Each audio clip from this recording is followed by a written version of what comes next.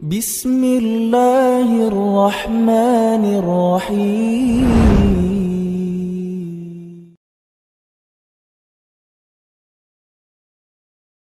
Bismillahirrahmanirrahim. Assalamualaikum warahmatullahi wabarakatuh.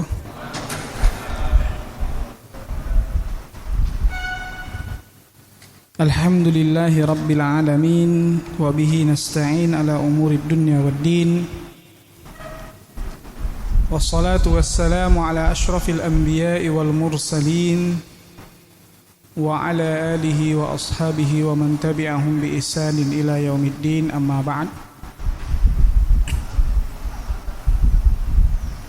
Ya ayyuhalladzina amanu taqullaha haqqa tuqatih wa la tamutunna illa wa antum muslimun.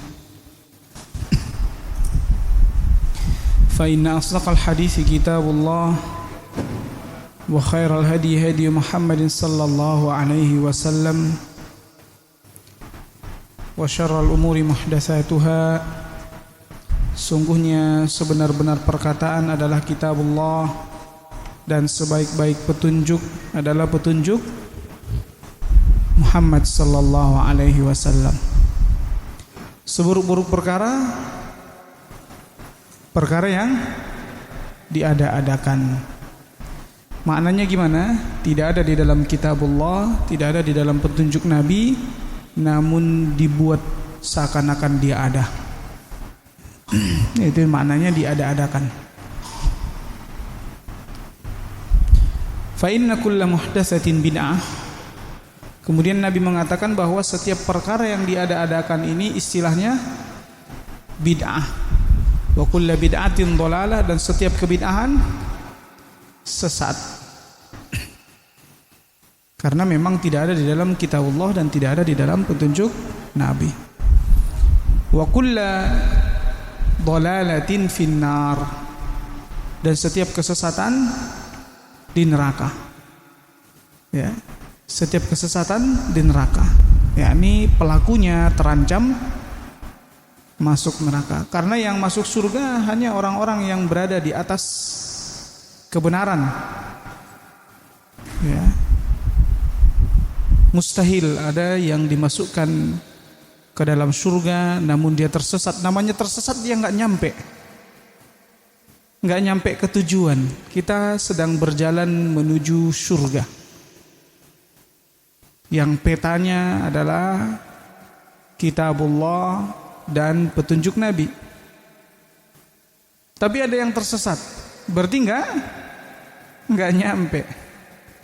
Makanya kenapa setiap kesesatan di neraka. Ya, kita lanjutkan ya pembacaan hadis-hadis yang terdapat di dalam kitab Al-Adabul Mufrad, ya, yang disusun atau dikumpulkan, karena ini bukan karangan ya, maka biasanya kadang bukan dikarang, tapi yang dikumpulkan atau disusun oleh Al-Imam Al-Bukhari rahimahullah. Dan ada beberapa kandungan hadis yang ditulis oleh Syekh Dr. Muhammad As-Salafi, di mana sekarang kita masuk bab yang ke-137 ya.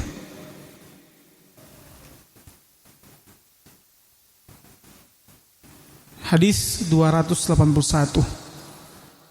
Secara ini enggak tanpa kita sadari kita sudah membaca 281 hadis.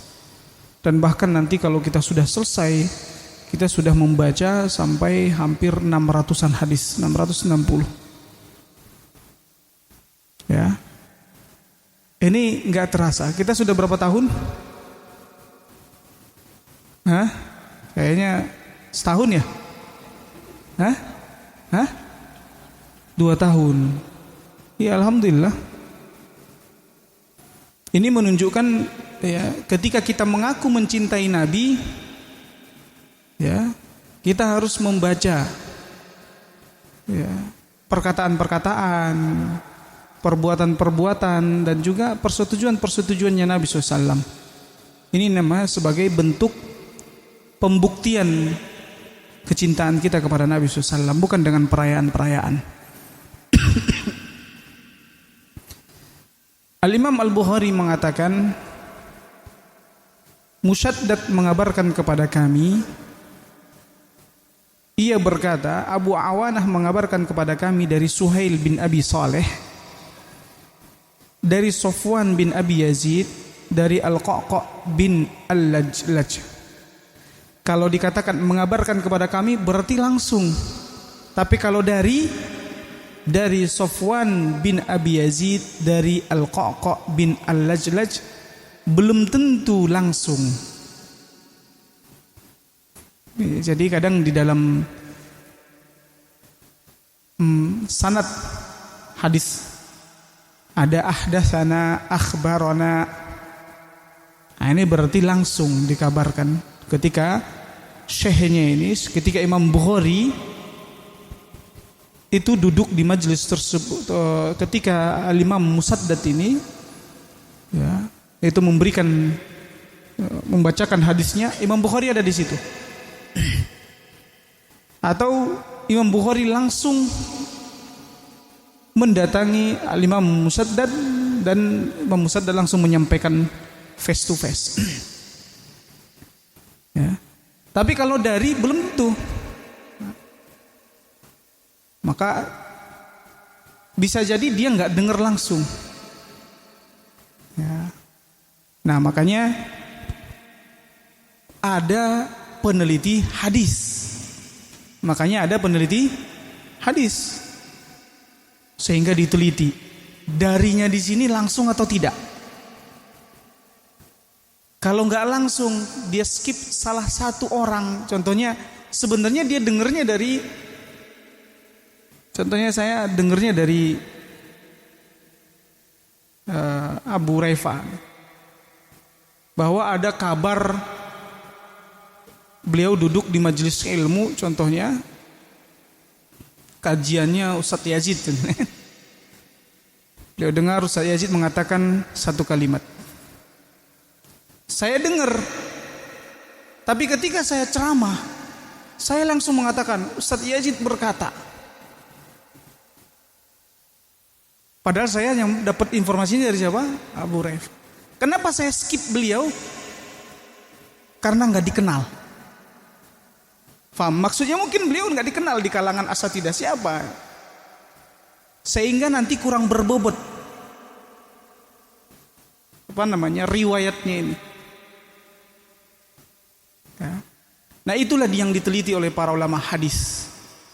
Nah, adapun di kitab-kitab yang ditulis oleh Imam Al-Bukhari, beliau berusaha memastikan tidak ada di situ tadlis. Nah, itu disebut dengan tadlis.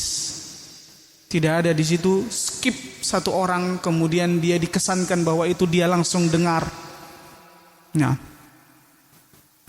dari Abu Hurairah radhiyallahu an, ia berkata Rasulullah sallam, la yajtami'u ghubarun fi sabilillah wa dukhanu jahannam fi jawfi 'abdin abada. Tidak akan bertemu debu perjuangan di jalan Allah dengan asap jahanam di dalam perut seorang hamba selama-lamanya. Ya, maknanya di dalam tubuh jauf ini lebih, ini kan kepada perut. Ya. Maka tidak akan bertemu. Juga Nabi SAW mengatakan wala yajtami'u syuhha wal imana fi qalbi abdin abada, dan tidak akan juga menyatu kekikiran dan keimanan dalam hati seorang hamba selama-lamanya. Seakan-akan Nabi SAW meniadakan keimanan. Seakan-akan orang itu enggak ada keimanan di dalam dirinya kalau dia kikir. Walaupun peniadaan di sini peniadaan kesempurnaan, bukan peniadaan ya hakikatnya, hakikat keimanannya tidak ada sama sekali, bukan.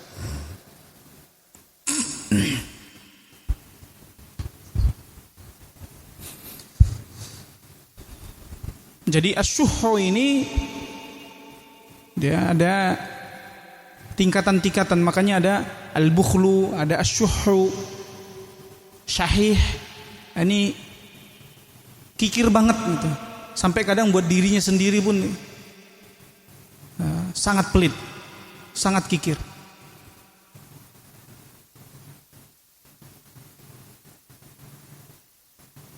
Ada sebagian ulama yang mengatakan asyuhu ini kekikirannya disertai dengan apa? Ketamakan. Ya. Kandungan dari hadis ini yang pertama, anjuran berjihad dan beramal di jalan Allah. Karena seseorang yang berjihad di jalan Allah tidak akan dijilat oleh api neraka.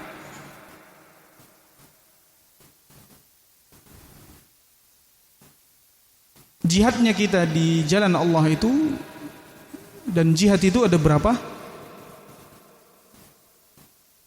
Ya, ada 3 ya.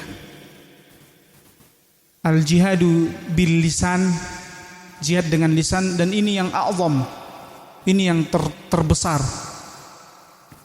Makanya Allah katakan wajahiduhum bihi jihadan kabira, dan berjihadlah kalian melawan orang-orang kafir dengan dengannya. Nya di sini disebutkan oleh Ibnu Abbas adalah Al-Qur'an. Wajahidhum bihi, berjihadlah kalian dengan Al-Qur'an, berjihadlah kalian melawan orang-orang kafir dengan Al-Qur'an, jihadan kabira, sebagai jihad yang paling besar, atau sebagai jihad yang besar. Al-Imam Ibnul Qayyim mengatakan bahwa bihi di sini adalah bil hujjati wal burhan, argumentasi dan bukti-bukti.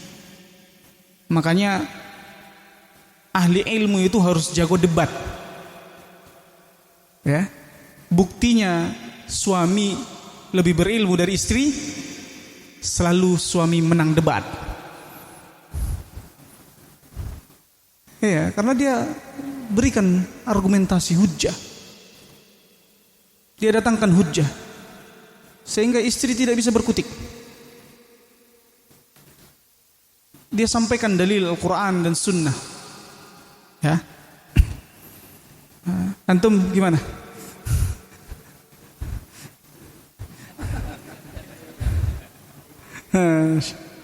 Berarti antum masih sibuk kerja ya. Istri kadang ada kajian Rabu, kajian Selasa, kan? Biasanya di perumahan-perumahan ummahat itu kajiannya di hari-hari suaminya kerja.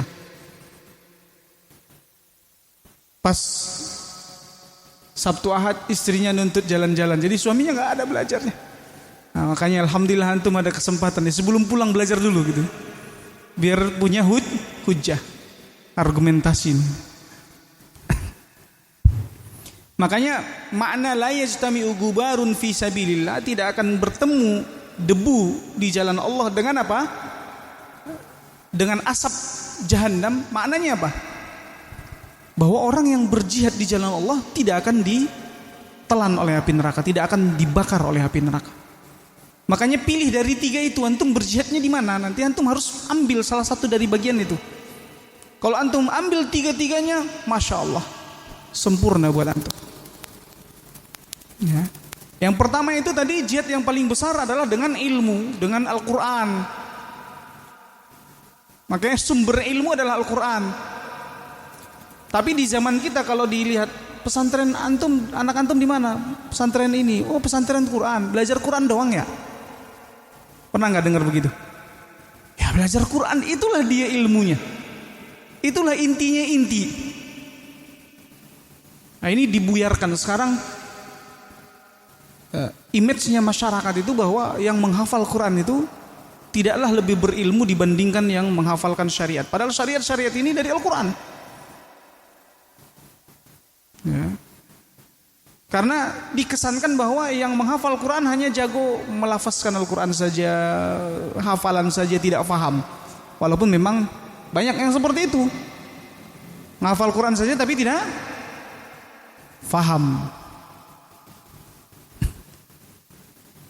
Kemudian jihad yang kedua apa? Dengan harta. Ya, dengan harta. Yaitu untuk ilahi kalimatillah, menegakkan kalimat Allah Subhanahu wa taala. Untuk dakwah. Yang ketiga jihadnya adalah dengan anggota badan.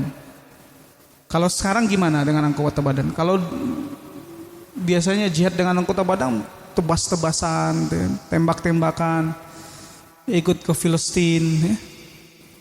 Tentunya dengan persetujuan waliul amr. Ya. Kalau seperti kita di Indonesia gimana jihad dengan badannya? Antum jadi panitia kajian, antum rapikan bangku-bangku teman untuk majelis ilmu, antum sapu, ya, masjid, antum ikut di situ. Nah, ini dengan badan antum. Anak nggak bisa keluarin harta Ustaz, anak juga nggak bisa ngisi kajian. Nah, antum yang jadi panitianya. Kemudian yang kedua, wajib bagi setiap muslim untuk membersihkan dirinya dari asyuh. Karena hal itu merupakan bentuk berburuk sangka kepada Allah dan iman akan menghilangkan asyuh. Nah, ini ketika keimanan seseorang bertambah, maka kekikirannya juga akan terkikis. Ini orang-orang beriman itu nggak pelit-pelit. Makanya kenapa banyak penyusup-penyusup ke kajian-kajian sunnah, minta-minta melas, karena mereka tahu orang-orang ini itu nggak kikir-kikir, nggak pelit-pelit, suka bantu, nggak taunya penipu, bener nggak? Ya. Masih tahu, ikut kajian ustadz ini, dia hafal tuh ustadz ini kajiannya ini, tapi nggak tahu ilmunya. Dia tahu ustadz-ustadznya aja. Anak dari kampung ini, kampung itu, anak mau ke sini, atau kadang ada yang anak mau menuntut ilmu ke sini, kehabisan bekal. Ada yang dengan dalih mau minjem motor, ya.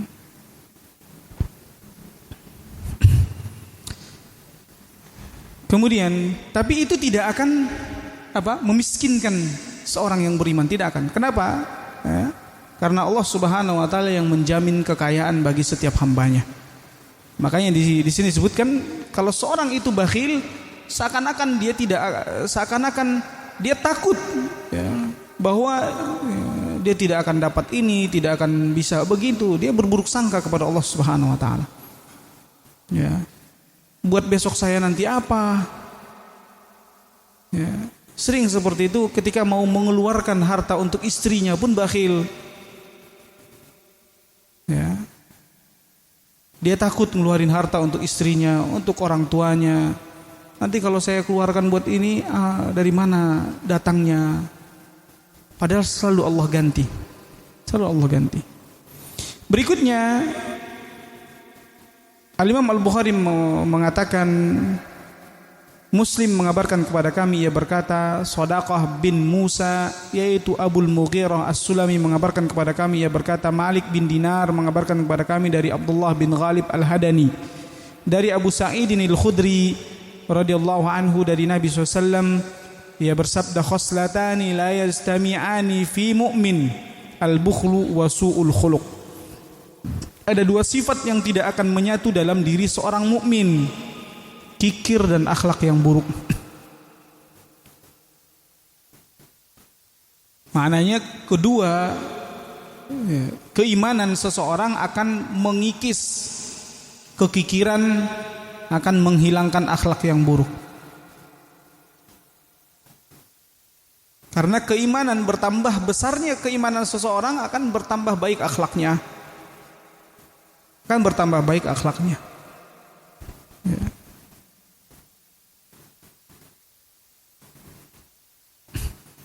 Terutama akhlak yang pertama adalah akhlak kepada siapa? Kepada Allah Subhanahu wa taala. Dia benar-benar merendahkan dirinya, menghinakan dirinya hanya untuk beribadah kepada Allah Subhanahu wa taala. Dia tahu tujuan utamanya adalah ibadah. Kerja itu selingan. Di sela-sela dia menunggu untuk beribadah, dia bekerja. Dia cari nafkah.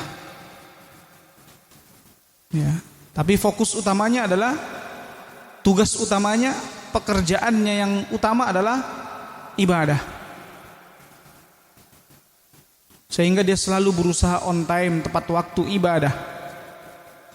Nah, sekarang puter, on time-nya kerja, ibadahnya entar.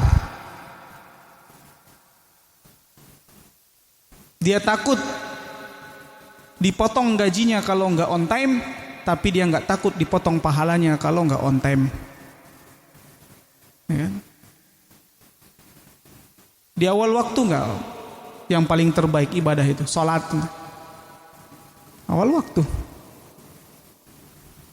Terpotong nggak pahalanya kalau di akhir-akhir kan? Terpotong. Mana yang lebih takut? Terpotong pahala apa terpotong gaji?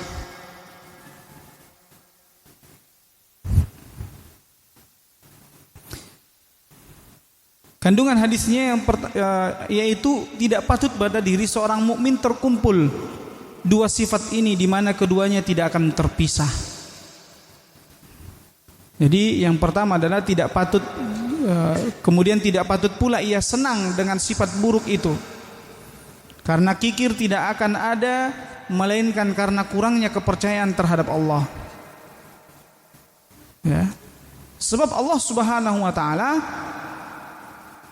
ya, itu karim, maha dermawan. Jadi kurang keyakinan dia kepada Allah kalau dia kikir. Ya. Antum mungkin pernah ingat sedekah antum yang waktu antum ingin mengeluarkannya takut nanti tidak terbayar ini, tidak terbayar itu. Ternyata tidak seperti itu. Bisa antum berjalan, bahkan antum merasakan lebih mengalir lagi rezeki-rezeki yang Allah Subhanahu wa taala berikan kepada antum. Nah, kenapa antum tidak lipat gandakan kedermawanan tersebut?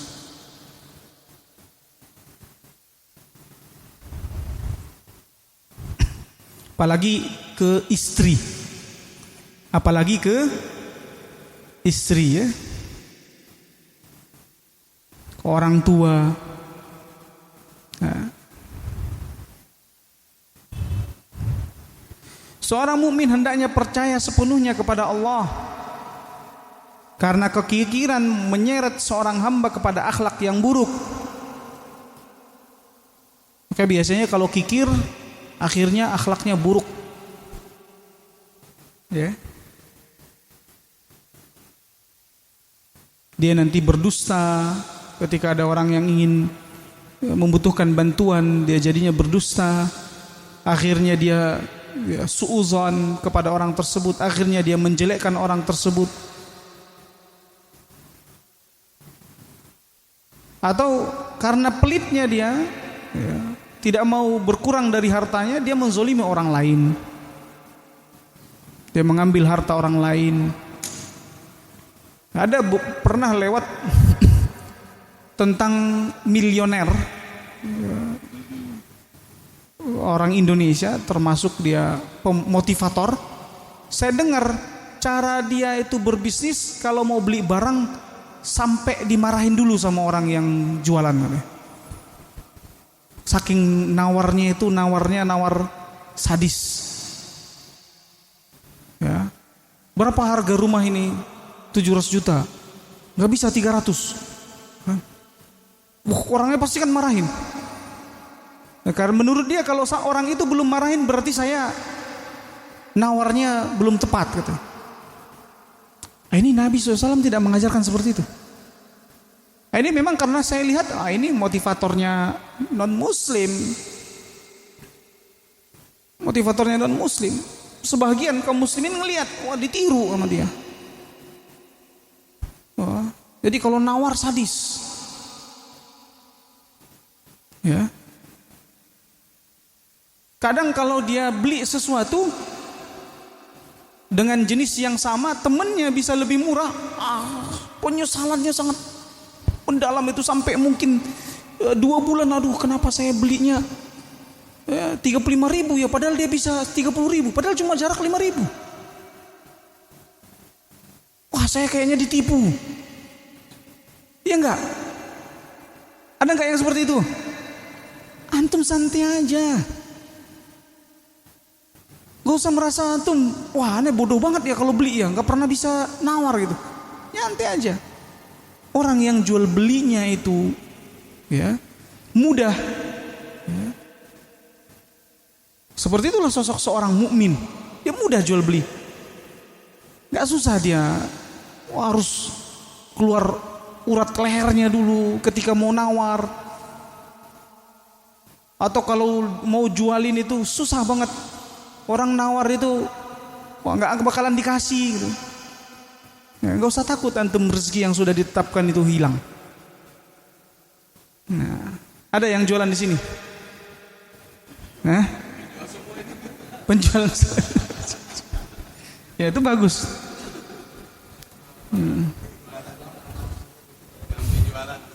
Iya, harus.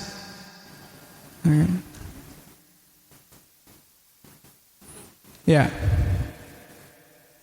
Maka ia dituntut untuk berakhlak mulia dan berlapang dada. Jadi lapang dada, sering berlapang dada. Jangan kikir. Ya, karena biasanya yang tadi sifat-sifat orang kikir yang seperti yang kita sebutkan tadi, nawarnya itu sadis. Ya.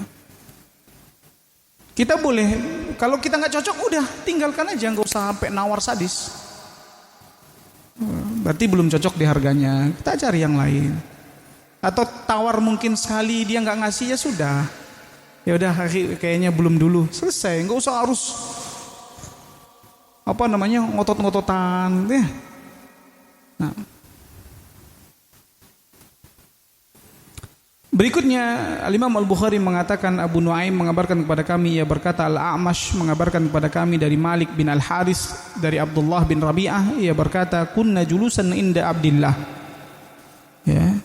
Kami pernah duduk di samping Abdullah. Fadzakaru rajulan, lalu mereka menyebut seseorang. Fadzakaru min khuluqih, dan mereka menyebutkan akhlaknya. Ya, beberapa akhlaknya diceritakan. Ini fulan ini begini. Faqala Abdullah, ara'aitum law qata'tum ra'sahu akuntum tastati'una an ta'idu? Ya. Bagaimana pendapat kalian jika seandainya kalian tebas lehernya, apakah kalian bisa mengembalikannya? Qalu la, mereka mengatakan enggak bisa. Qala fayadu, kalau tangannya kalian potong bisa enggak dikembalikan? Qalu la. Qala farijulu, kakinya? Qalu la, enggak bisa. Qala fa innakum la tastati'una an tughayyiru khuluquhu hatta tughayyiru khalqahu. Sesungguhnya kalian tidak akan bisa, kalian juga tidak akan sanggup mengubah akhlaknya hingga kalian bisa mengubah ciptaannya. Tentunya siapa yang bisa mengubah akhlak tersebut? Kalau begitu siapa yang bisa mengubah akhlak orang tersebut? Allah Subhanahu wa taala. Makanya kalau bercermin apa? Allahumma hassin khuluqi kama hassanta khalqi. Ya Allah, perbaikilah akhlakku sebagaimana kau telah memperindah penciptaanku. Indah, jangan anggap kalau cermin tuh wah ini jelek ya, jangan. Ya. Kemudian beliau mengatakan sesungguhnya nutfah itu menetap di dalam rahim selama 40 malam. Yaitu setetes mani itu menetap di dalam rahim selama 40 malam. Kemudian ia berubah menjadi segumpal darah. Kemudian menjadi alaqah. Ya. Segumpal darah. Ya. kemudian menjadi segumpal daging, ya. Mudghah, alaqah, dia segumpal darah yang tebal, ya, yang kental. Adapun mudghah, segumpal daging, jadi darah itu sudah menggumpal, kemudian menjadi alaqah, menjadi kental, kemudian menjadi mudghah, baru dia muncul serat-seratnya jadi daging. Kemudian Allah mengutus satu malaikat untuk menulis rezekinya.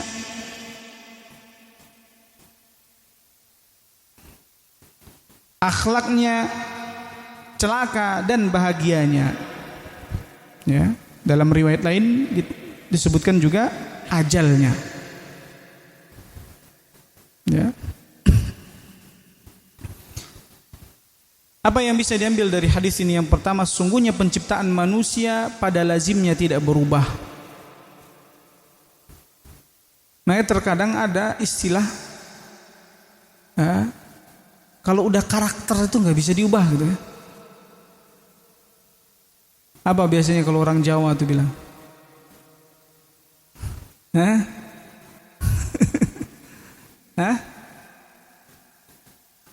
Iya, watak. Ya ada yang memang udah wataknya. Kalau udah wataknya kikir, aduh udah kita minta sama Allah aja udah, agar Allah ya perbaiki. Ada yang wataknya hasad. Ya. Terkadang memang karakter ini tumbuh pelan-pelan tahunan. Di awalnya nggak seperti itu. Ya, orang yang pemarah awalnya nggak pemarah. Ada yang awalnya itu sebenarnya dia mungkin diawali dengan pura-pura marah.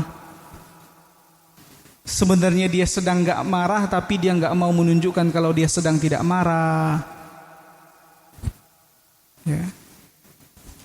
Jadi dia tahan wajahnya untuk tetap biar kelihatan marah, karena menurut dia disitulah kewibawaan.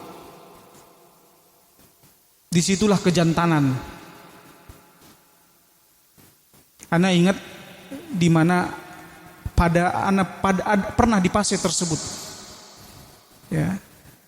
Pernah di fase tersebut karena orang Batak begitu ya. Jadi dulu itu enggak seperti sekarang kalau anak ngisi kajian ya memaksa tersenyum. Dulu memaksa tersenyum akhirnya sering senyum. Tapi sebelumnya di masa anak SMP, SMA itu sering memaksa marah. Jadi sebenarnya nggak lagi marah, temen ngisengin, kita sebenarnya nyantai aja, tapi kita pura-pura marah. Sampai kita ngelihat dia itu minta maaf. Setelah minta maaf kita keluar kelas, kemudian kita senyum-senyum ketawa sama teman-teman yang lain. Pernah nggak seperti itu? Akhirnya karakternya jadi pemarah. Waliyadzubillah. Setelah belajar, kemudian bermajlis, mendengar bahwa di antara sedekah itu adalah tersenyum. Dan Nabi SAW orang yang senang tersenyum. Dan ya, saya sering mengikuti ayah saya juga dai. Dia sering dalam berceramah itu sambil tersenyum. Ya. Dari situ saya belajar mengupayakan sambil ceramah tersenyum. Jadi itu dilatih ikhwah. Ya, dilatih. Ada orang itu yang mahal sekali senyuman dari wajahnya.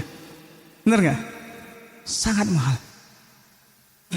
Walaupun udah dibuat, ayo coba antum tersenyum dulu, nggak bisa dia. Kenapa? Karena dia tidak latih.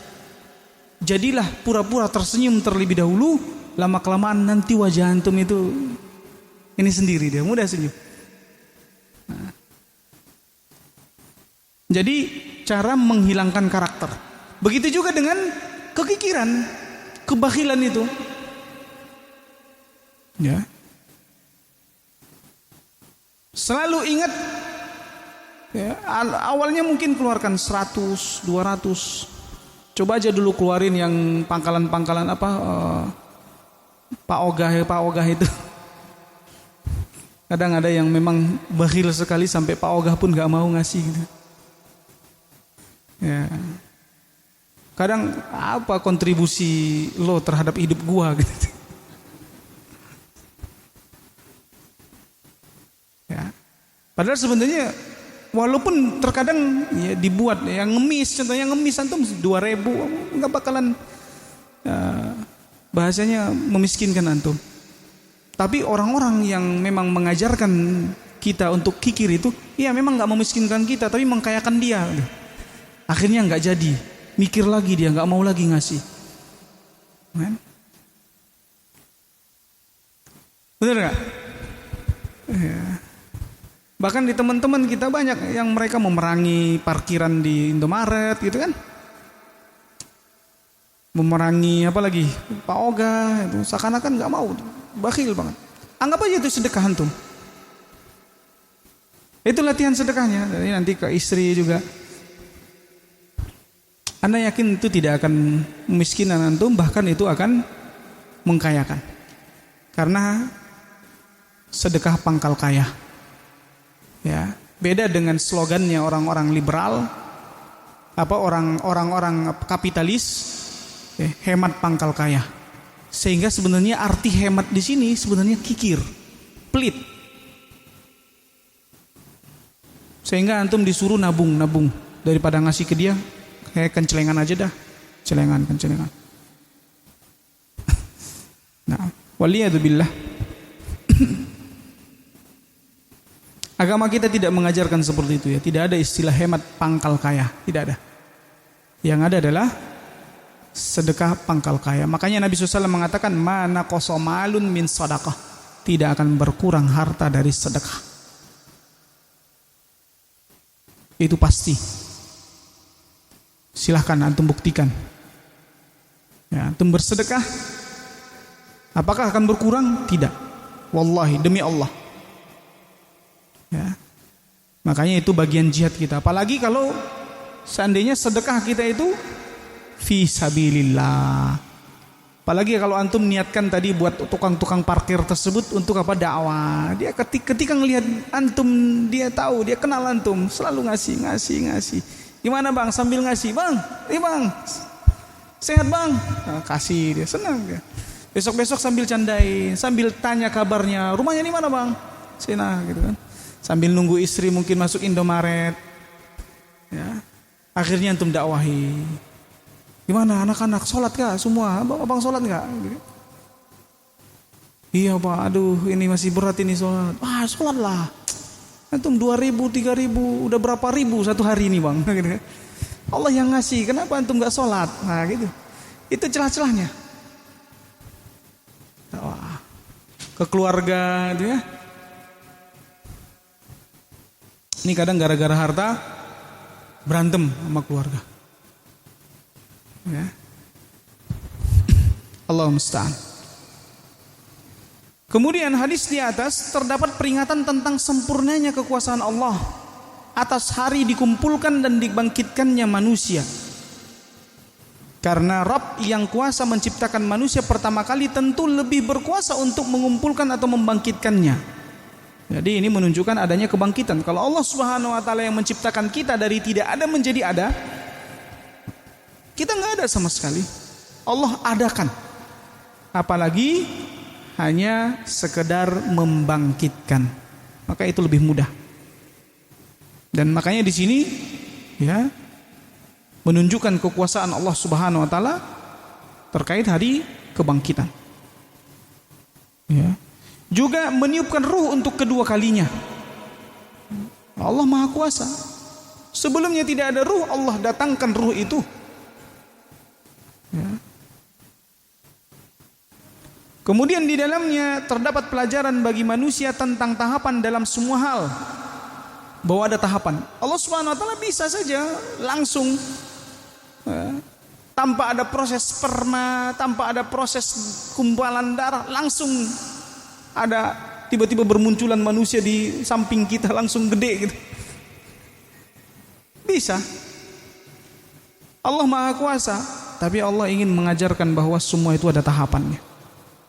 Ini pelajaran bagi kita. Ya. Untuk bisa mendapatkan apa yang kita inginkan ada tahapannya. Ya. Alhamdulillah beberapa Rabu kemarin ini ana minta maaf ke antum semua. Ana berusaha ngasih tahu, ternyata ana berada di dalam gunung. Jadi nyampe dulu ke tempat yang di situ ana bisa ada ada sinyal baru. Ana ngasih tahu ana ya Pak Endi ya. Nah, dan udah malam ya, sore ya. Kita nyampe ke situ tuh udah sore, mandi dulu, habis itu baru nyari sinyal. Alhamdulillah. Dan butuh perjuangan ternyata untuk sampai ke puncak Rinjani itu. 3726 NDVL ya. Wah, apa sih sebenarnya? Nah, ini terkadang orang kan begitu. Apa sih sebenarnya kegunaan yang seperti itu? Ya, bermacam-macam. Olahraga itu kan macam-macam jenis-jenis. Antum senang sepak bola, temen antum tenis meja, yang lain basket, yang lain jogging, lari, yang lain apa lagi? Sepeda, goes. Macam-macam enggak? Macam-macam. Hah? Camping.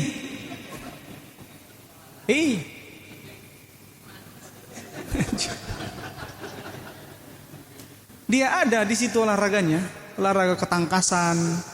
Kita mungkin menganggap apa sih? Seperti kalau saya ke goes, ngapain goes gitu?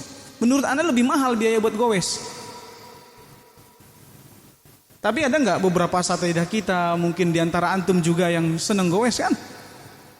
Jadi kalau kita tidak senang, tidak Allah fitrahkan atau tidak Allah berikan kesenangan untuk suatu hal, ya jangan celah. Buat beliau ada, dia merasakan, dia yang menjalankan dan dia merasakan kesehatan tubuhnya. Ya. Makanya sebagian ulama yang mengatakan, ada sebagian, wah kita kenapa enggak olahraga yang sunnah saja? Berenang, berkuda, memanah. Ya. Nah, sebagian ulama mengatakan ini 3 olahraga yang sunnah ini dikiaskan kepada olahraga yang lain yang tidak ada kemungkaran, kemudaratan di dalamnya. Sehingga semua olahraga yang memang memberikan kesehatan kepada tubuh, maka itu juga adalah olahraga sunnah. Ya. Karena terkadang ada orang yang dia tidak tinggal di wilayah yang ada airnya. Gak ada airnya, gak bisa renang kan? Dan di situ tidak ada lagi kuda. Dan sudah tidak zamannya lagi memanah. Apakah Allah tidak menyediakan sesuatu olahraga untuknya, menjaga kesehatannya? Berarti Allah tidak adil. Faham gak tuh? Apakah manusia ini di satu tempat yang sama, dalam kondisi yang sama, semua ya bisa ya ada untuk dirinya, semua ada gitu,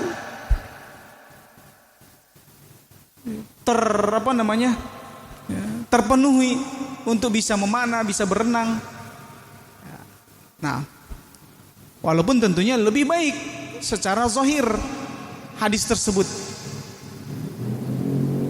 tapi hadis ini dikuatkan dengan hadis yang lain, ya. Al-mu'minul qawi khairun wa ahabbu ilallah minal mu'minid dhaif. Seorang mukmin yang kuat lebih baik dan lebih dicintai oleh Allah daripada mukmin yang lemah. Walaupun teks ini sekilas seakan-akan dari sisi kesehatan, tapi sebenarnya dari sisi keimanan. Mukmin yang kuat keimanannya. Karena mukmin yang kuat keimanannya tidak akan menzolimi badannya. Duduk sana, Mansur. Mukmin yang kuat keimanannya tidak akan menzolimi badannya, karena dalam sebuah hadis disebutkan, Wa inna li badanika 'alaika haqqun. Sesungguhnya badanmu juga punya hak. Terkadang orang dia lahap semua makanan yang enggak bagus untuk tubuhnya. Dia tidak jaga kesehatannya. Ya.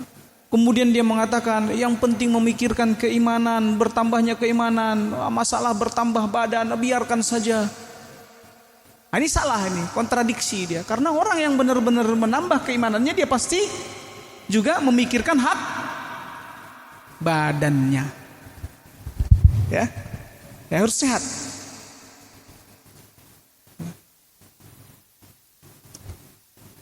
Ini pelajaran-pelajaran yang kita bisa ambil. Jam berapa kita maghrib? Hah?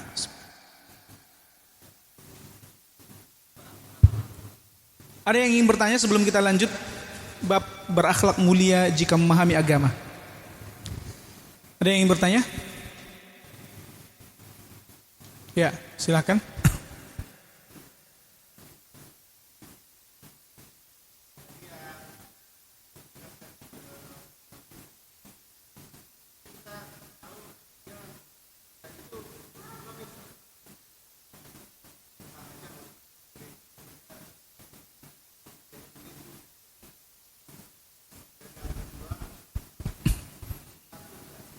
Hah? Catur. Iya, yang pertama kalau kita tahu dia kerjaannya ngemis. Jadi begini. Ya. Kalau dia adalah orang yang kuat, kemudian dengan antum tidak memberi, dia bisa memberikan pelajaran. Dengan antum tidak kasih dia akan berpikir setelah itu apa? Dia akan bekerja, maka lebih baik dengan tidak memberi. Ya. Tapi kalau antum tahu, kalaupun antum tidak beri, dia tidak akan bekerja gitu. Akhirnya ya udah dia bahkan tidak makan, bahkan mungkin kelaparan. Dia tahankan daripada bekerja. Ya. Atau mungkin dia punya tanggungan juga, akhirnya tanggungannya dia terbengkalai. Antum kasih aja. Tadi niatnya sedekah. Bukankah di antara para sahabat ada yang tidak bekerja, fokus belajar? Sebenarnya mereka punya waktu enggak sebenarnya untuk kerja? Harusnya ada. Ashabus suffah. Tapi siapa yang membiayainya? Sahabat-sahabat yang lain. Bahkan Nabi SAW memotivasi sahabat yang lain untuk membiayai mereka. Ya. Walaupun memang di sini ada sisi kesibukannya mereka menyibukkan dengan menuntut ilmu sehingga tidak ya bekerja. Nah, ala kulli hal kita lihat yang maslahat dan mafsadatnya. Kira-kira ke orang ini gimana gitu ya? Apakah dengan memberinya ya, bisa membantu dia, maka kita berikan, atau dengan tidak memberinya juga membantu dia untuk sadar, bisa juga. Allah Ta'ala alam. Ala kulli hal kalau anak pribadi memang kondisional sama. Kalau ada anak kasih, kalau enggak ada anak tidak berusaha mencela. Ya. Nah, kemudian catur. Nah, dalam sebuah hadis, anak lupa lafaznya, dan Nabi SAW melarang catur. Ya. Dan ini disebutkan ilahnya oleh para ulama karena catur adalah kebiasaannya orang-orang kufar. Permainan yang menjadi kebiasaannya orang-orang kufar. Allah Ta'ala alam. Ya. Makanya di fatwanya Syekh Utsaimin juga disebutkan tentang catur, bahwa beliau berfatwa permainan catur itu haram. Syekh Shalih Fauzan berfatwa main sepak bola haram. Jadi kalau catur ana merasa ada nasnya, ada teksnya, yang sudah pernah ana baca juga teks hadisnya di kumpulan fatwa-fatwanya Syekh Utsaimin, Adapun untuk sepak bola ana tidak ada teksnya ya.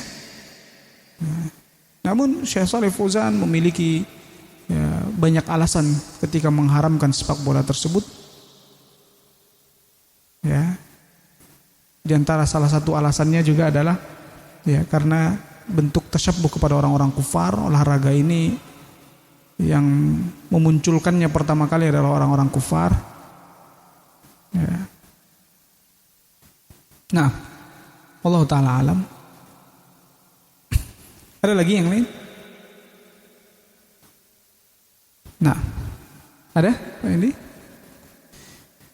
berakhlak mulia jika memahami agama. Ya. Al-Imam Al-Bukhari mengatakan Ali bin Abdullah mengabarkan kepada kami, ia berkata Fudail bin Sulaiman An-Numairi mengabarkan kepada kami dari Saleh bin Khawat bin Saleh bin Khawat bin Jubair dari Muhammad bin Yahya bin Hibban dari Abu Saleh.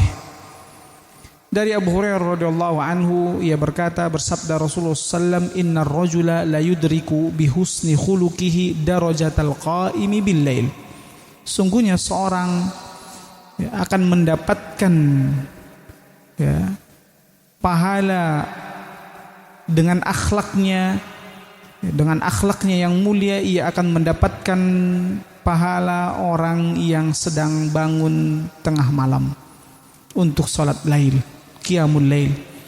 Jadi orang yang berakhlak mulia tersebut dengan akhlak mulianya dia mendapatkan pahala atau derajatnya orang yang bangun di tengah malam untuk qiyamul lail.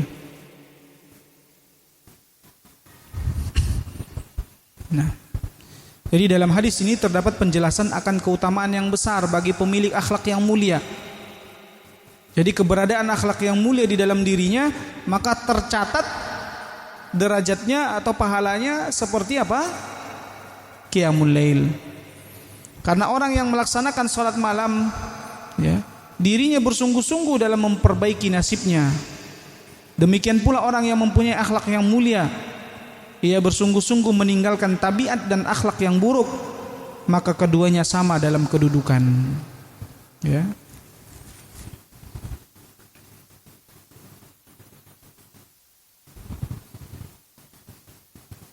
Dan Nabi SAW mengatakan wa izzuhu qiyamul lail. Ya. Yang membuat keagungan atau keagungannya seorang mukmin itu adalah qiyamul lail. Kalau kita lihat sekarang kita sering direndahkan, sering dikucilkan, itu diantara sebabnya mungkin adalah karena tidak adanya qiyamul lail kita. Atau kaum muslimin sekarang di zaman sekarang direndahkan, dihinakan ya karena tidak bersegera. Orang-orang muslimnya tidak membiasakan diri dengan qiyamul lail. Jika seorang penghafal Quran, dia seperti mudah saja, tidak dihargai orang, tidak dihormati orang, ya, atau bahkan orang mudah membelinya. Ini atau mungkin dia untuk dengan hafalannya dia menjual Al-Qur'annya untuk dunia. Ini bisa jadi disebabkan karena dia tidak qiyamul lail. Makanya seorang mukmin kalau kita ingin melihat bagaimana ketangguhannya, kewibawaannya, yaitu dengan qiyamul lail. Antum ingin dihormati itu di kalangan rekan kerja antum bukan dengan cara menjilat ke atasan tapi qiyamul lail. Yakin, pasti. Coba antum praktekkan. Ya. Dengan qiyamul lail, insyaallah orang segan ke antum memiliki wibawa. Apa yang membuat kita hilang wibawanya? Tidak ada qiyamul lail.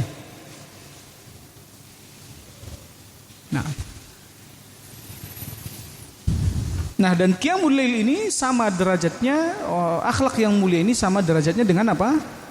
qiyamul lail.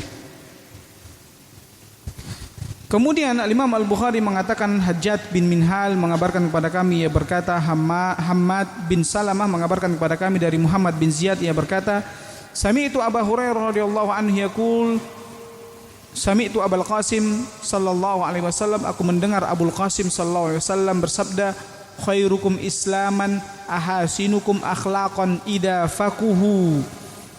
Sebaik-baik keislaman kalian adalah yang paling baik akhlaknya jika mereka memahami agama.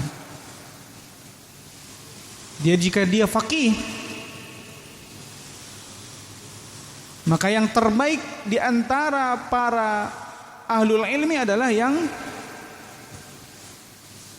akhlaknya baik. Ya. Maka kandungan hadis, dalam hadis di atas terdapat isyarat bahwa kemuliaan Islam tidak akan sempurna kecuali dengan akhlak yang mulia, disertai dengan mempelajari agama dan mengikuti manhaj Al-Quran dan As-Sunnah.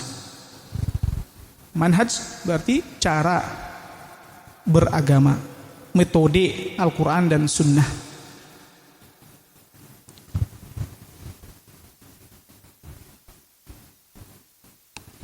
Amr bin Hafs mengabarkan kepada kami, Imam Al-Bukhari mengatakan Amr bin Hafs mengabarkan kepada kami, ia berkata, ayahku mengabarkan kepada kami, ia berkata, Al-A'mash mengabarkan kepada kami, ia berkata, haddatsani Thabit bin Ubaid qala ma ra'aitu ahadan ajalla idza jalasa ma'al qaum wala afkaha fi baitihi min Zaid bin Thabit.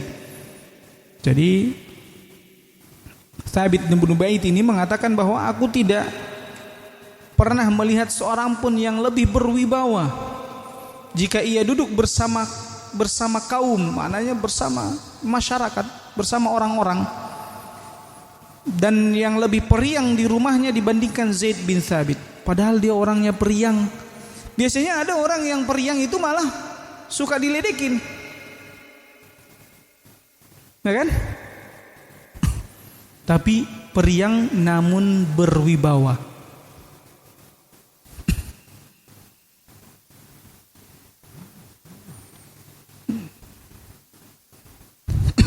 Maka dalam hadis biasa terdapat keterangan tentang perangai yang baik dari Zaid bin Thabit beserta sifatnya dengan kelembutan akhlaknya. Jadi seorang boleh dia bercanda, bersenda gurau, periang, bisa. Tetap dengan wibawa, bisa. Ya. Tentunya jika dia memperhatikan akhlak yang mulia, dalam candaannya tidak ada unsur bulian. Kadang orang membuli, ya kan? Dia menganggap dia lebih kuat, dia lebih hebat. Ini apa? Sombongan. Bartarul haq wa ghamtun nas, menolak kebenaran dan meremehkan manusia. Itu dia sombong. Al-Imam Al-Bukhari mengatakan Shadaqah mengabarkan kepada kami, ia berkata Yazid bin Harun mengabarkan kepada kami dari Muhammad bin Ishaq dari Dawud bin Husain dari Ikrimah dari Ibni Abbas radhiyallahu anhu.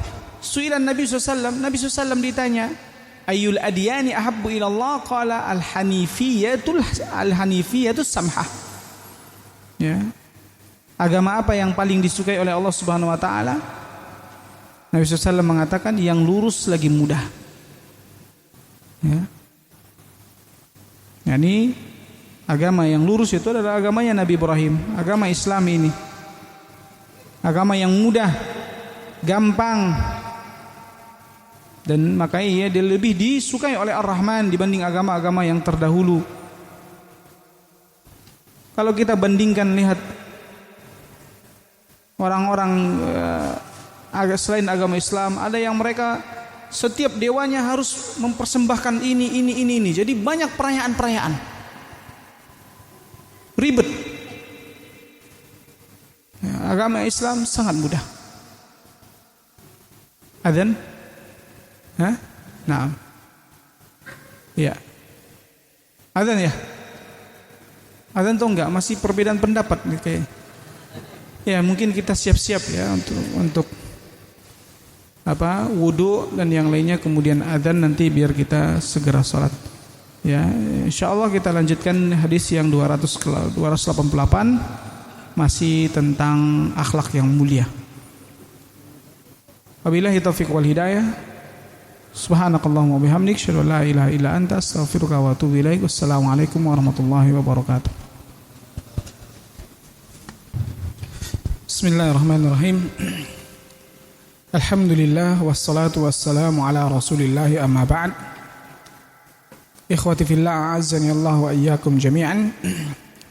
Kita lanjutkan ya. Masih di bab akhlak yang mulia. Imam Al-Bukhari mengatakan, Abdullah bin Saleh mengabarkan kepada kami, ia berkata, Musa bin Ulay mengabarkan kepadaku dari ayahnya, dari Abdullah bin Amr. Ia berkata, arba'u khilalin idza utitahunna fala yadurruka ma uzila anka minad dunya.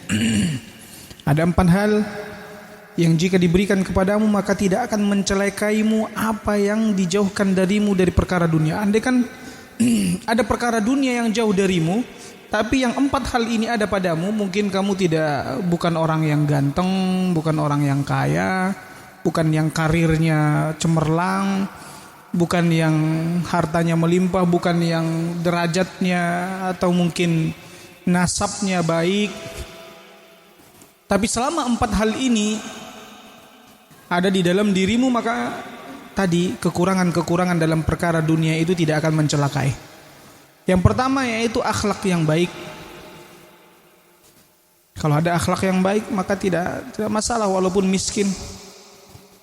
Menjaga makanan, ya. Berbicara jujur. Nah, di sini termasuk ya dia menjaga makanan ini, karena kesehatan orang kaya walaupun dia kaya, kalau nggak sehat sama saja, nggak ada faedah kekayaannya. Makanya harus kita jaga kesehatan, dan itu termasuk bagian dari bentuk penjagaan agama kita, bentuk penjagaan terhadap badan. Karena ad-daruriyatul khamsah itu ada 5. Agama syariat ini, agama Islam turun untuk menjaga 5 hal ini. Apa dia? Menjaga agama, menjaga harta, menjaga badan, ya. Kemudian menjaga nasab,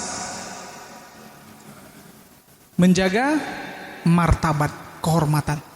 Jadi 5. Jadi semua syariat yang datang, ya, itu untuk menjaga yang 5 hal ini. Makanya diharamkan kesyirikan, menjaga agama.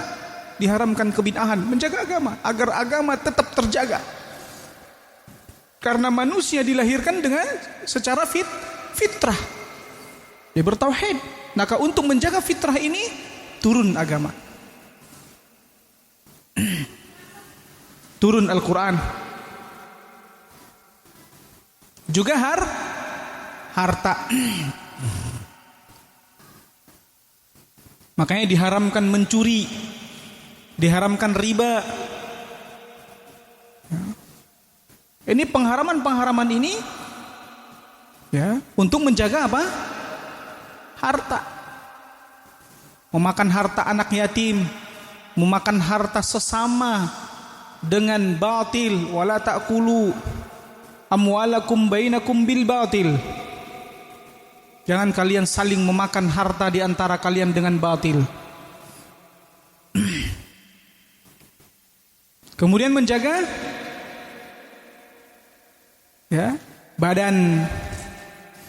Maka dikatakan wala tulqu bi aidikum ila tahlukah. Jangan kalian binasakan diri kalian jangan kalian lemparkan diri kalian kepada kebinasaan. Sehingga diharamkan minum khamar, diharamkan makanan-makanan yang haram yang membinasakan badan, diharamkan apa?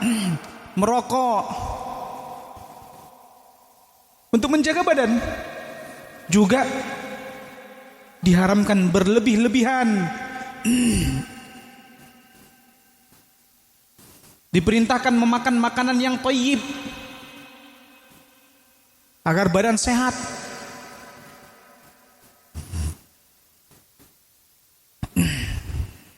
Kemudian apa? Nasab. Makanya disyariatkan menikah, diharamkan zina. Kalau berzina nggak jelas nasabnya. Makanya laki-laki boleh poligami, perempuan nggak boleh poliandri. Karena kalau perempuan poliandri nggak jelas nasabnya, siapa bapaknya. Agama untuk menjaga nasab. Kalau laki-laki poligami, yang keluar masih jelas nggak nasabnya? Masih jelas. Tapi kalau poliandri nggak jelas bapaknya yang mana.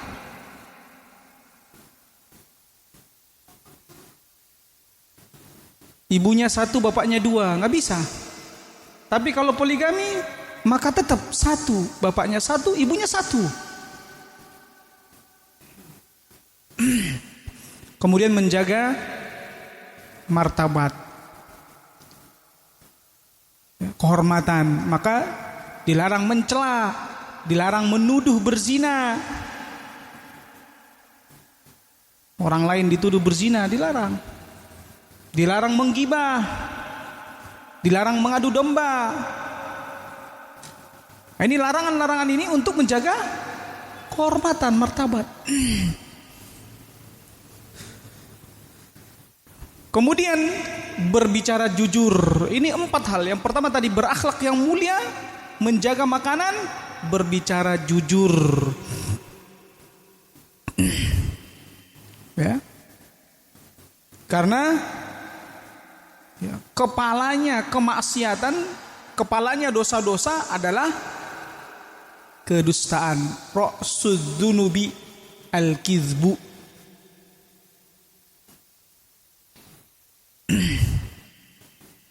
Ya.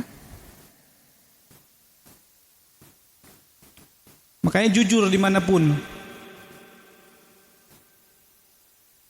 Kecuali ada beberapa hal yang diperbolehkan berbohong.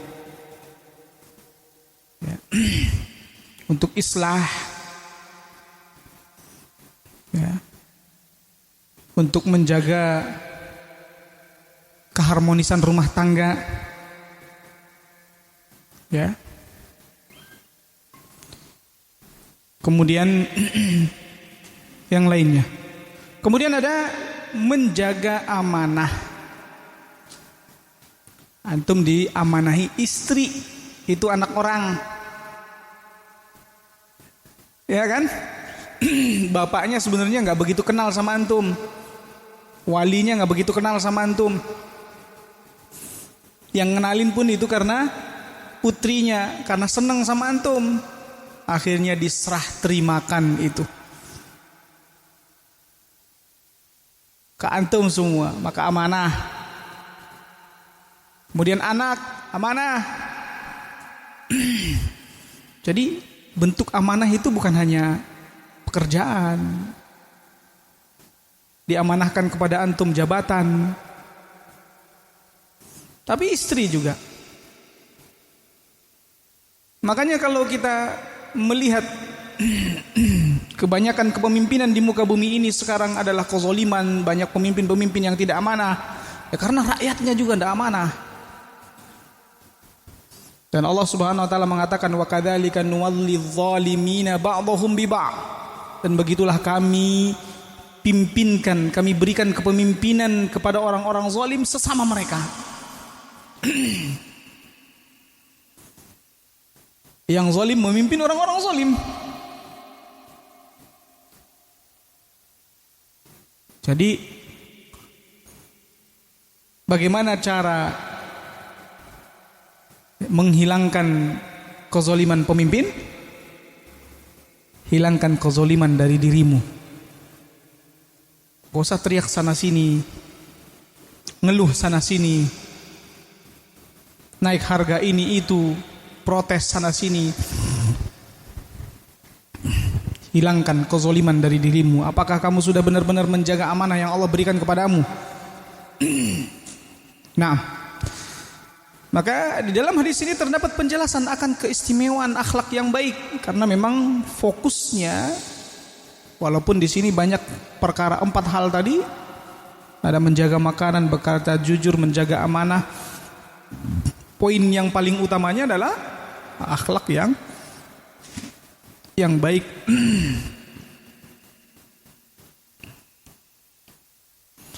Al-Imam Al-Bukhari mengatakan, Abu Nuaim mengabarkan kepada kami, ia berkata, Daud bin Yazid mengabarkan kepada kami, ia berkata, aku mendengar ayahku mengatakan, Sami'tu Abu Hurairah radhiyallahu an, ia berkata, qala Nabi SAW, Nabi SAW bersabda, tadruna ma aksara ma yudkhilun nar? Apakah kalian tahu apa yang paling banyak menyebabkan masuk neraka? Maka para sahabat mengatakan, Allahu wa rasuluhu a'lam, Allah dan Rasulnya yang lebih tahu. Karena Nabi pada saat itu ada. Kalau sekarang kita nggak bisa katakan lagi. Kalau kita ditanya oleh ustadz, apa hukum ini? Allahu wa rasuluhu a'lam. Nggak bisa lagi. Kita hanya mengatakan Allahu a'lam. Karena pada saat sekarang ini tidak bisa lagi Nabi SAW menjawab apa yang kita pertanyakan.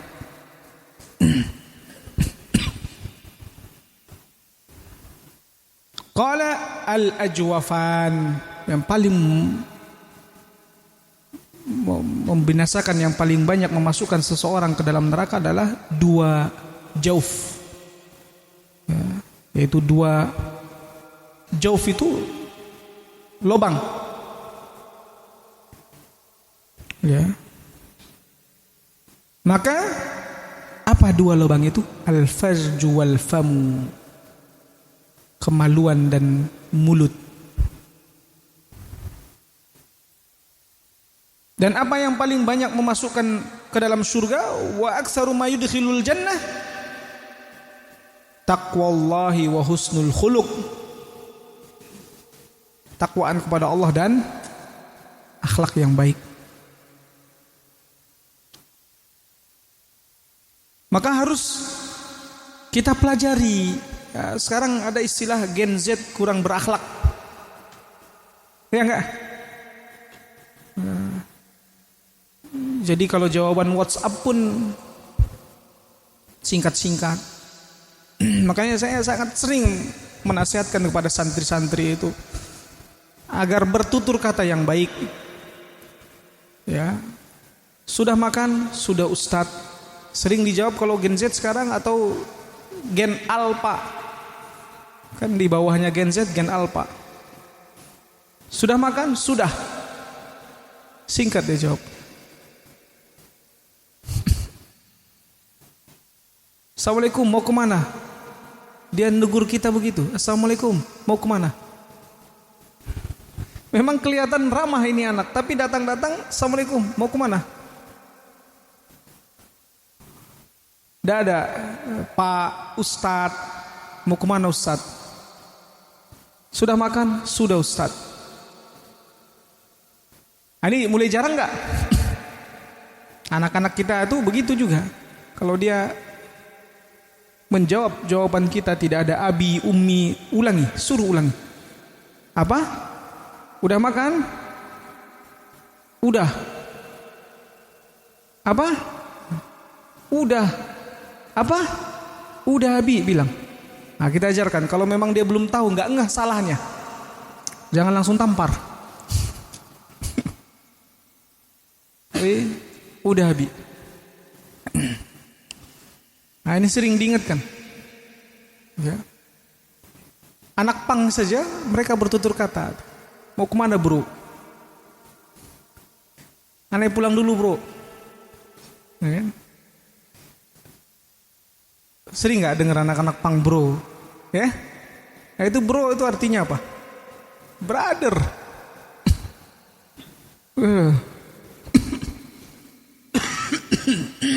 Jangan sampai lebih berakhlak anak pang daripada orang anak kajian. Ya. Maka kandungan hadis yang ada di dalam hadis ini, sesungguhnya sebab terpenting untuk memperoleh kebahagiaan abadi adalah dengan mengumpulkan dua sifat dalam diri seseorang, yaitu takwa kepada Allah dan akhlak yang mulia. Dan sebab utama seseorang memperoleh kesengsaraan abadi ya, jika terkumpul, jika dia mengumpulkan keburukan kemaluan dan keburukan di mulut pada dirinya. Dia sudah melakukan perzinahan, kemungkaran dan keburukan lisan, dan di zaman sekarang ini sangat mudah sekali perzinahan. Ya. Waliyadzubillah. Ya. Penunjang, sarana penunjangnya sangat tersedia. Benar enggak? Waliyadzubillah. Makanya biasanya tatapan-tatapan dulu, melihat di smartphone gitu dulu. Ya, mulai enggak kurang serak, kurang greget.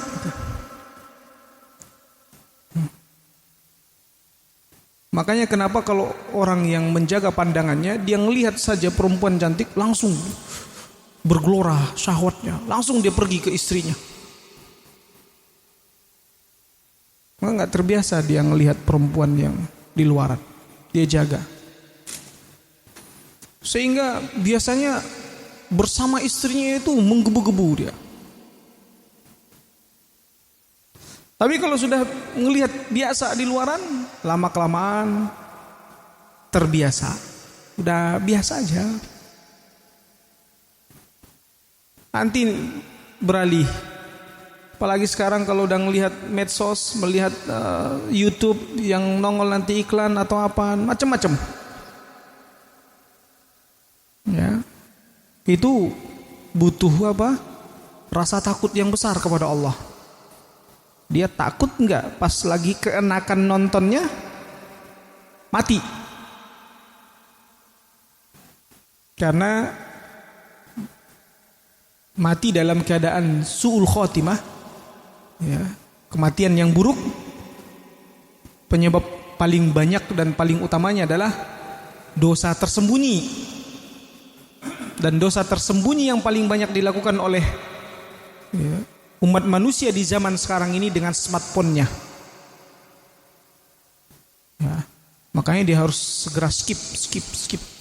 Dia yang dia butuhkan itu saja. Yang dia tidak butuhkan jangan hilangkan. Ya, apalagi yang sampai merusak. Ya, itu lama-kelamaan kalau dia terima itu, wadah, nanti ya, datang lagi yang lebih dahsyat.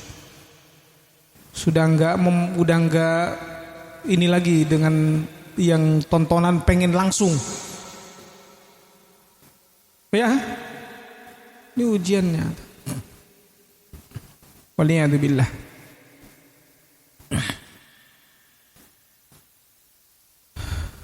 Kemudian Al-Imam Al-Bukhari mengatakan Abdullah bin Muhammad mengabarkan kepada kami, ia berkata, Abu Amir mengabarkan kepada kami, ia berkata, Abdul Jalil bin Atiyah mengabarkan kepada kami dari Syahar dari Ummi Darda radhiyallahu anha, ia berkata, qala Abu Darda lailatan yusalli. Abu Darda qama Abu Darda lailatan yusalli. Abu Darda itu bangun suatu malam untuk sholat. Faja'ala yabki. Subhanallah. Antum pernah dilihat sama istri antum sholat kemudian nangis malam? Aduh. Nah ini jangan-jangan nanti dimintai apa yang pernah kau lihat dari suamimu. Wah, saya sering ditinggal main HP.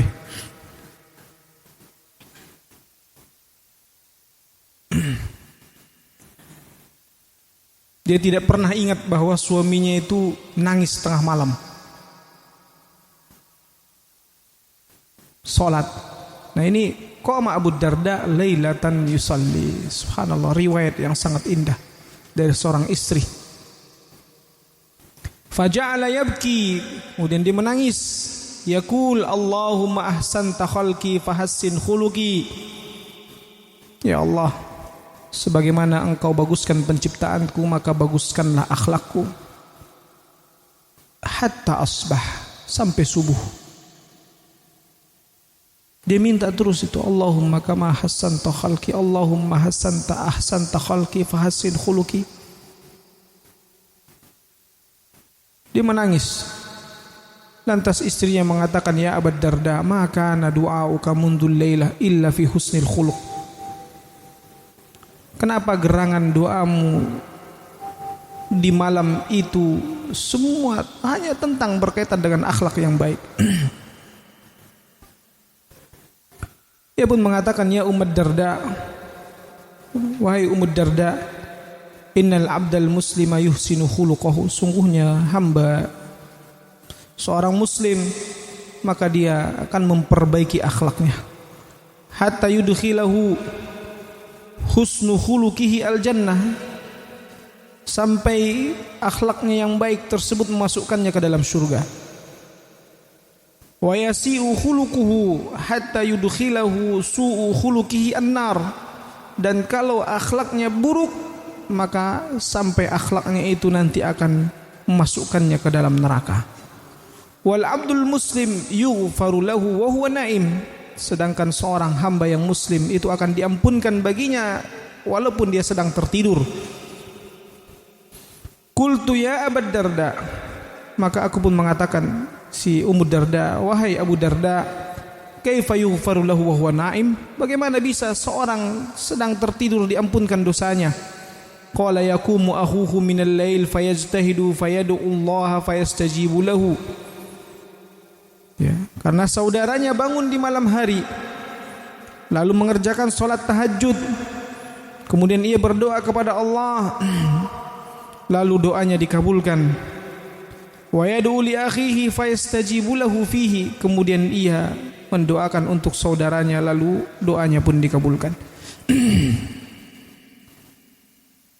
Ini mendoakan untuk saudara muslim. Ya Allah, ampunkanlah dosa ya, teman-teman saya. Dia nggak bisa sebutkan satu persatu, dia sebutkan semua teman-temannya secara umum. Ya Allah, ampunkanlah dosa teman-teman saya. Apalagi kadang orang yang baik akhlaknya diingat.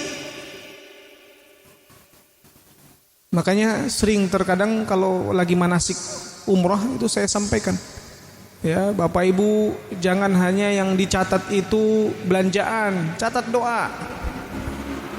Jadi nanti ketika tawaf putaran pertama catat doa apa, putaran kedua catat doa apa, itu nanti udah dihafalkan sebelum umroh. Sa'i putaran pertama nanti doa apa. Nah, biasa saya arahkan untuk yang pertama doa untuk diri sendiri, yang kedua orang tua, itu terus dia ulang. Kemudian yang ketiga nanti untuk istri dan anak-anak, yang keempat untuk teman-teman yang baik yang pernah menolong kita.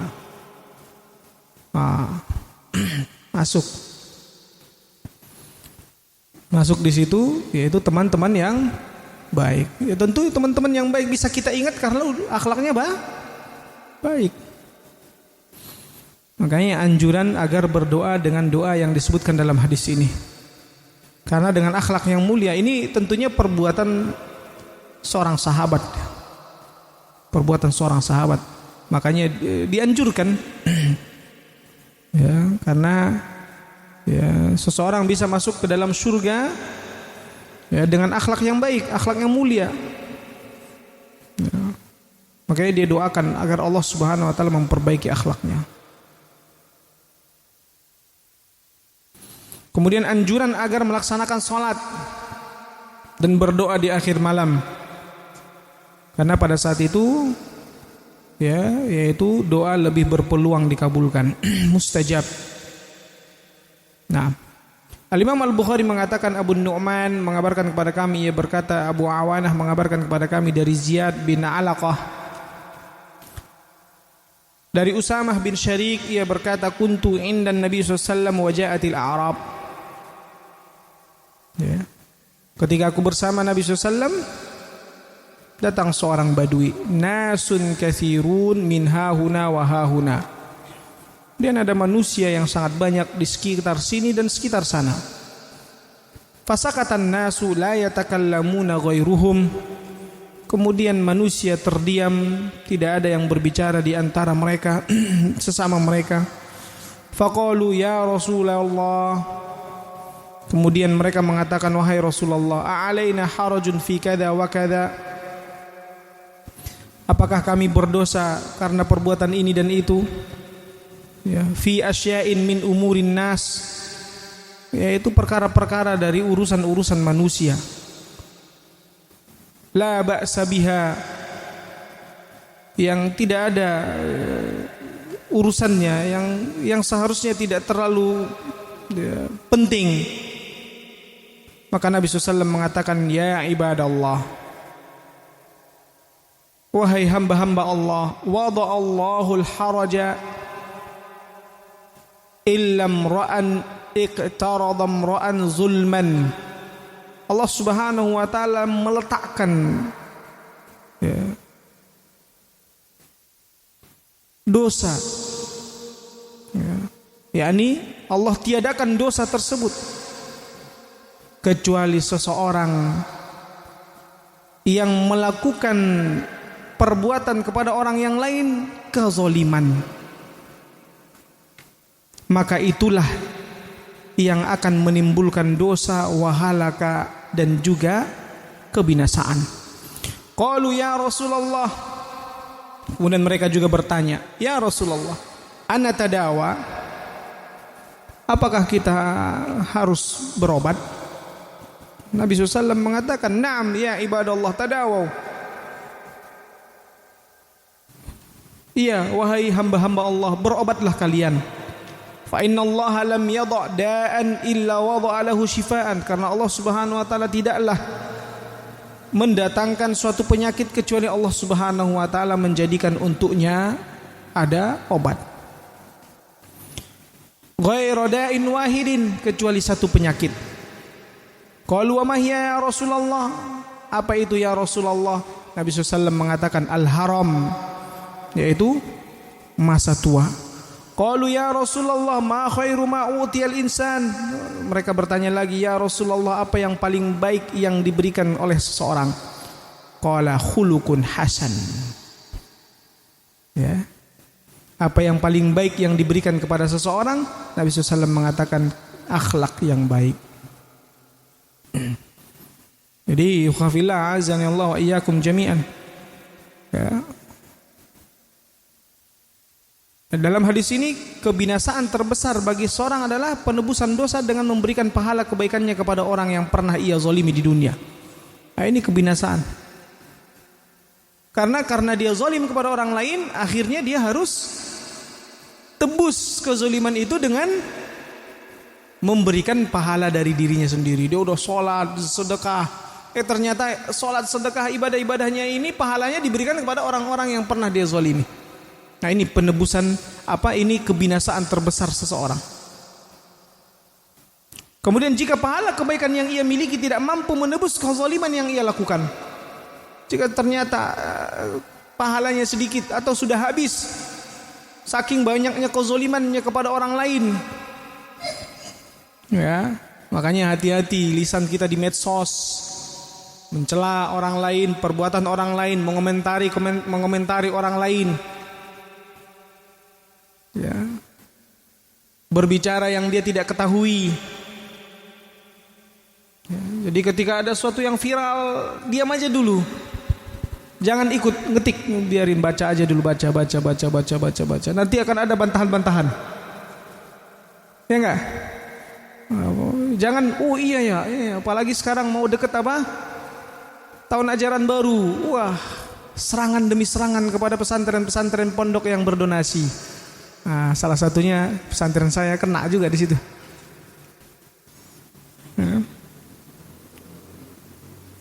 Nah, tapi sebenarnya udah tiap tahun begitu, setiap mau tahun ajaran. Nah, padahal hampir 30% kita itu beasiswa, 30%. Ya, Tapi serangan, tuduhan, ya biarlah nanti itu jadi ya, tabungan pahala kita. Nah. Kalau haji nanti, haji lagi, terkait haji, saling serang. Dari berbagai macam visa. Iya. Saling serang. Padahal sudah jelas kalam para ulama bahwa ya, kalau ulama-ulama sekarang benar mayoritas mengharamkan yang berangkat haji tanpa tasrih. Tapi Syekh Utsaimin, Syekh bin Baz, Syekh Muqbil, jika hajimu haji wajib, maka ya, tidak ada taat kepada pemerintah jika mereka menghalangimu untuk melaksanakan kewajiban. Jadi Syekh Utsaimin mengatakan seperti itu fatwanya. Ya, karena kewajiban haji alal faur. Kewajiban haji adalah harus disegerakan. Kalau pemerintah menunda-nundamu untuk berhaji, jangan taati. Nah, ini mayoritas ulama. Nah, perbedaan pendapat apakah haji wajib alal faur atau tidak, inilah yang membuat perbedaan pendapat terkait tasrih. Ya. Jadi tidak ada kaitannya penipuan dengan tasrih, dengan visa. Penipuan bisa di mana-mana. Bisa di visa multiple, bisa di visa furoda, bisa di visa reguler, bisa di visa khusus, bisa di visa percepatan. Penipuan bisa di mana-mana. Nah, ini banyak yang terbawa suasana, yang tidak tahu kondisi yang sebenarnya, akhirnya ikut berbicara zalim. Apalagi nanti sampai, oh benar ya, ada begitu, Ustadz sunnah apa itu? Padahal banyak kalau kita sebutkan, bahkan ustadz senior yang ya,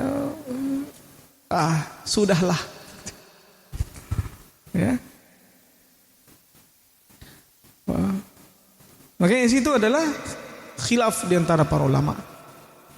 Kita benarlah apa yang dikatakan oleh para ulama, idza man kasura ilmuhu, siapa yang banyak ilmunya, qalla inkaruhu, sedikit dia mengingkari. Wa man qalla ilmuhu, siapa yang banyak yang sedikit ilmunya, kasura inkaruhu, banyak mengingkari. Karena dia enggak tahu. Akhirnya ini enggak boleh, itu enggak boleh, ini enggak boleh, ini enggak boleh. Karena dia enggak tahu. Dia hanya tahu satu pendapat, satu sudut pandang. Dia hanya tahu memahami ayat ini dari sisi ini. Padahal ayat yang sama sebagian ulama memahami dari sisi yang sebelah sana. Sebagaimana terjadinya hadis ya apa? Bani Quraizah. Orang Yahudi dari Bani Quraizah. Dua kelompok sahabat yang berbeda sudut pandang, berbeda dalam menyikapi. Antum yang duduk sekarang tidak semua dalam satu sudut pandang yang sama, karena siapa yang memberikan pemahaman? Allah Subhanahu wa ta'ala. Ada beberapa hadis yang kita bacakan, kemudian kita ambil beberapa faedah. Di antara antum ada yang mencukupkan dengan faedah yang ada, ya kan? Ada yang lain enggak, dia melihat ada faedah yang lain di sini, ada tambahan faedah. Bisa juga Ustadz kita ambil dari sisi dari hadis ini begini hukumnya, begini hukumnya, begini hukumnya. Bisa. Makanya Al-Imam Asy-Syafi'i dari satu hadis, ya Aba Umair, madza fa'ala an-Nughair? Wahai Abu Umair, apa yang dikerjakan oleh An-Nughair? Hadisnya itu. Ya Aba Umair, madza fa'ala an-Nughair? Jadi Nabi SAW melewati seorang anak yang dia pelihara burung-burungnya mati. Dia sedih. Nabi ya, ingin menghiburnya dengan mengatakan, ya Aba Umair, madza fa'ala an-Nughair? Dari hadis ini Imam Asy-Syafi'i mengeluarkan 150-an faedah. Coba apa kira-kira yang antum bisa ambil faedah dari ya Aba Umair mada fa'alan Nughair? Hukum bolehnya memelihara burung.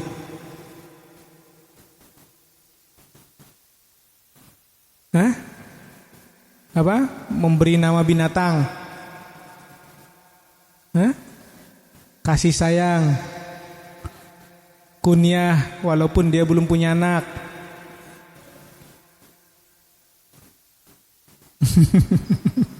Udah mulai mentok otaknya gitu ya.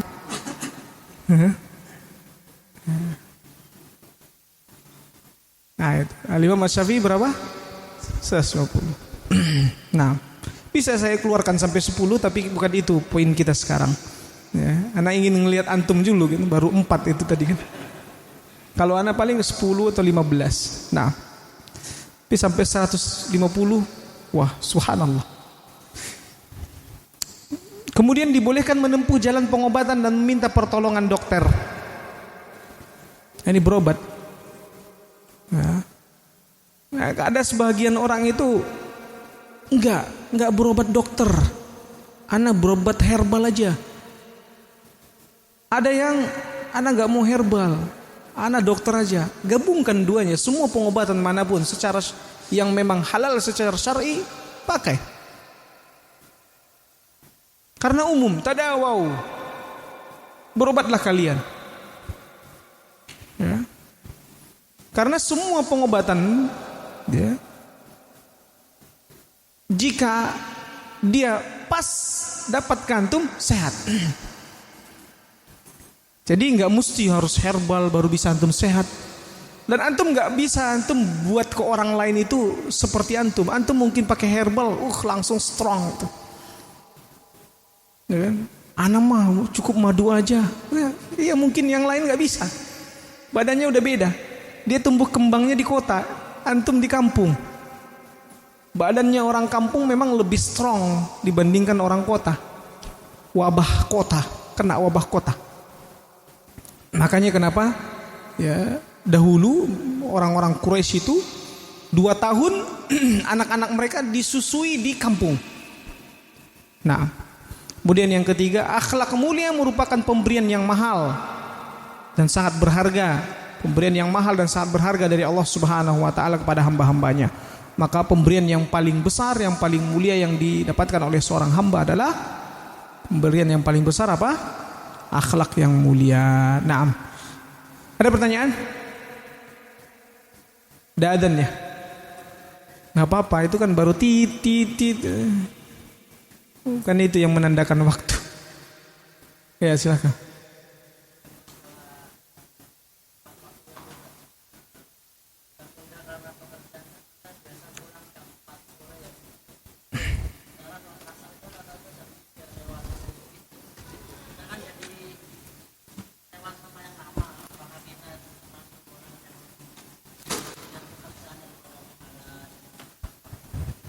Nah, ya. Apakah kita termasuk yang mementingkan pekerjaan apakah dibandingkan sholat tepat waktu? Di sini ada 2 kondisi yang berbenturan. Yang pertama kewajiban kepada Allah dan kewajiban kepada makhluk. Hablum minallah dan hablum minan nas. Ya.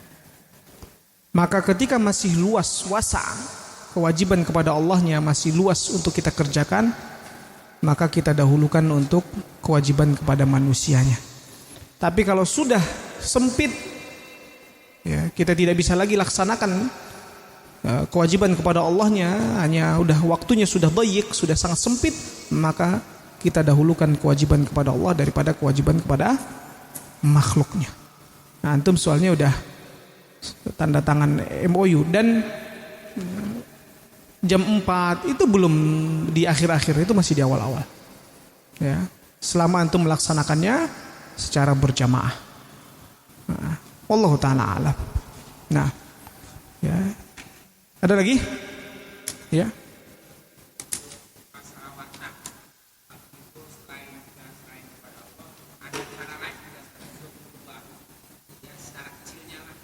Diri kita sendiri atau orang lain? Kita doakan. dan kita bermuamalah dengannya muamalah yang baik. Yang pertama kita doakan, kita bermuamalah dengannya dengan muamalah yang baik, atau kita ajak dia di komunitas yang baik. Ya. Tapi kita lihat kalau ternyata dengan kita bermuamalah dengannya, ternyata kita yang sedikit demi sedikit terpengaruh, maka kita harus cut. Kita harus putus muamalah kita, hubungan kita dengan dia. Orang yang biasa berteman dengan orang-orang yang hasad, dia jadi ikut suka hasad. Orang yang biasa berteman dengan orang-orang yang bakhil, dia juga nanti jadi ikut suka bakhil. Nah, Allah Ta'ala alam. Ada lagi? Subhanakallahumma wa bihamdik, asyhadu an la ilaha illa anta, astaghfiruka wa atubu ilaik. Wassalamualaikum warahmatullahi wabarakatuh.